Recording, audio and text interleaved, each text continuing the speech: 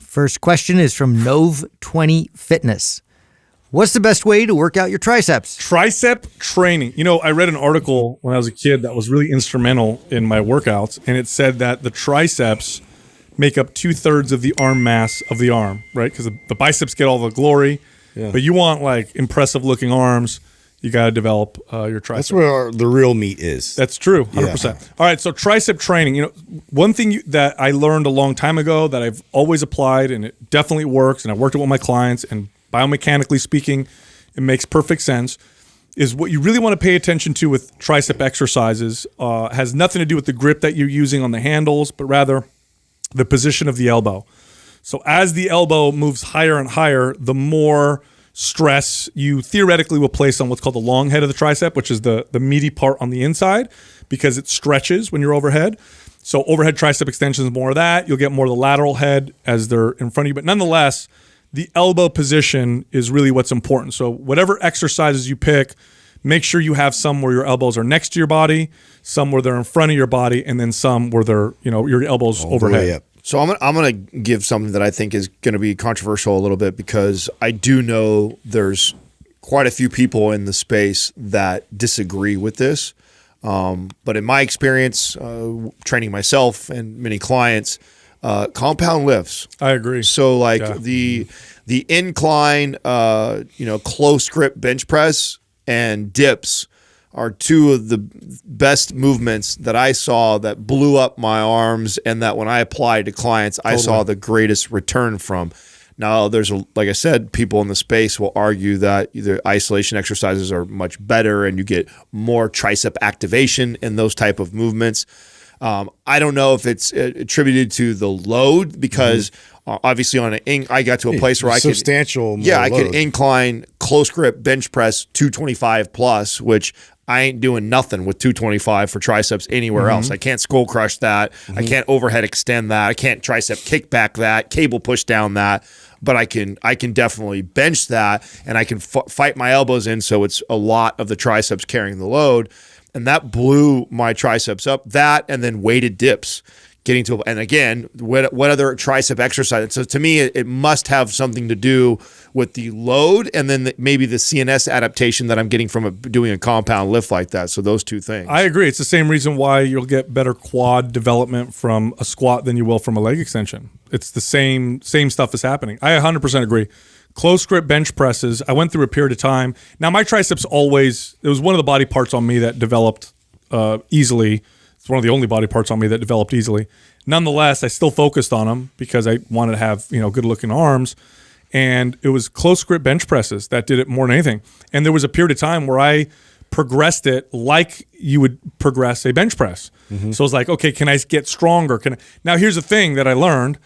The close grip that you use on the bench press can't be too close. I remember going really close like this, but that does a number on the wrist. And it also flares the elbows straight on. Really, it's like you're more like maybe shoulder width or right inside shoulder width grip for close grip is where you'll probably get the safety with the muscle activation, and you can progressively overload that. And I got to a point where I was using a great amount of weight with the close grip, and then the dips. I agree with you too. The dips is the other one. The dips for me were everything, and mainly when I started to do things like the suspension trainer or the Olympic rings, because of that added bit of instability, really, challenged my triceps on a level that I hadn't challenged them before. It just really sparked all new growth. So I think sometimes it's just like unlocking, that one piece that's been missing in your training. I also noticed a big difference talking about dips with body weight with added weight compared to machine dips, because I did machine dips forever. Yeah. I didn't do body weight dips till way later. It was something that Isn't that funny? It's like it should be the same, but it's not at all. No, it wasn't. It's like lat pull down versus pull-ups. Totally different. And I got really strong at machine. In fact, I used to have to stack another plate on the thing. Have someone hold your shoulders down. Dude, I had someone stand. I really did tricep dips like that forever, and got really good at machine tricep dips, and done all of them, the hoist ones and all the different machines and from different angles, and got really strong. when I started doing body weight dips, and I had to start with just my body weight. I would just do body weight, like 15 reps, got to a place where I could start to add 5, 25, 50 pounds, and then got to a place where I was loading that for like 5 reps, 5 reps of weighted body weight dips. I saw major leaps in my triceps. Now here's a superset. If you ever want to do a pre-exhaust superset for triceps, and it's pretty gnarly, is you do a rope press down immediately to either dips or a close grip bench press. Now, this is not for the faint of heart, and use very lightweight when you do the compound lift, because the triceps will be already pre-exhausted, and if you put weight on that's wrong, you ain't getting the weight back up. But man, that is a killer. You go isolation to compound, and it's kind of a bodybuilding trick, right? To get like a really crazy pump. Oh my gosh, I would do that with dips a lot. I'd go either skull crusher or press down, and then I'd go straight to body weight dips. And it is gnarly. I would only get like 5-6 reps out on the dip and really focus on the squeeze at the top.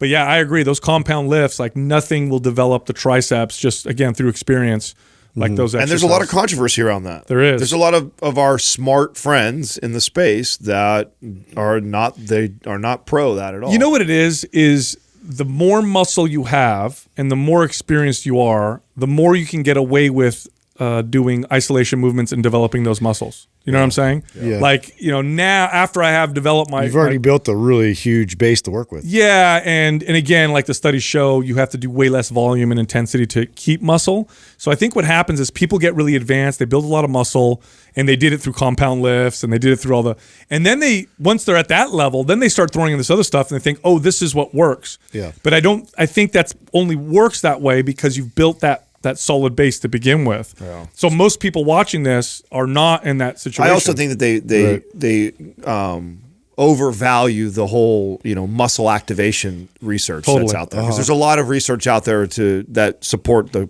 point that you made, which is if you do leg extensions, the quads light up more than in a barbell back squat. But there's not too many people that would make the case that you could build bigger quads from a leg extension than you can barbell back squats. But yet that's what the muscle activation studies will show. Yep. So I do think there's people that lean heavily on that research to try and support why tricep, nothing activates the tricep like tricep push downs. Like a cross body rope, single arm rope press down. Yes, and they'll try and make the claim that and which, by the way, a movement like that, which I think that is one of the ones that touts all the muscle activation. You can't do very much weight at all on that. It's very, very minimal weight, and weight isn't everything. And the only way to there's value to it, but you're going to compare that to a close grip bench press or a dip? Of 225 no pounds. Way. Like no, there's going to beef those arms up a lot more.